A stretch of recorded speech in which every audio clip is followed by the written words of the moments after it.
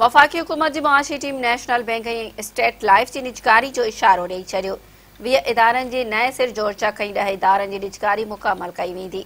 अब्दुल हफ़ीज़ शेख जो चवणु आहे त नेशनल बैंक ऐं स्टेट लाइफ जी तकड़ी निजकारी थी सघे थी। महांगाई खे कंट्रोल करण वॾो चैलेंज आहे। मुआशी बहितरी लाइ ॾुखिया फ़ैसिला कया आहिनि।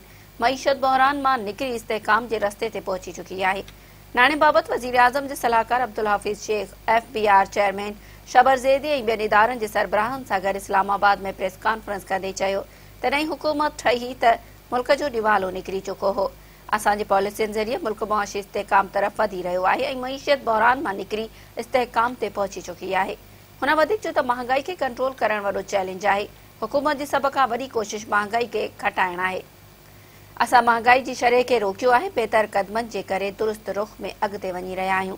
हुन वधीक चयो त पाकिस्तान पेट्रोलियम शयुनि, चांहि ऐं कचे माल समेत केतिरियूं शयूं इम्पोर्ट करे थो।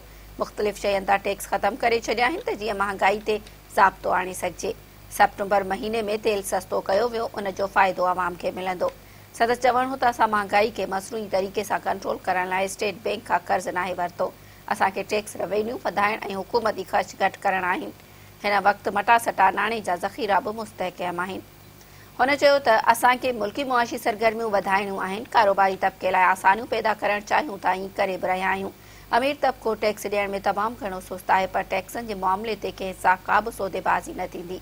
नाणे वारे सलाहकार अब्दुल हफ़ीज़ शेख जो चवणु हो त मोबाइल फोन सर्विस कंपनियुनि वटां सवा 2 अरब जा टैक्स मिलण जी उमेद आहे। हिकु कंपनी खां 70 अरब रुपया इज़ाफ़ी मिली सघनि था। हुन चयो त शफ़ाफ़ अंदाज़ में इदारनि जी निजकारी चाहियूं था। निजकारी जो अमल तेज़ी सां मुकमल कयो वेंदो।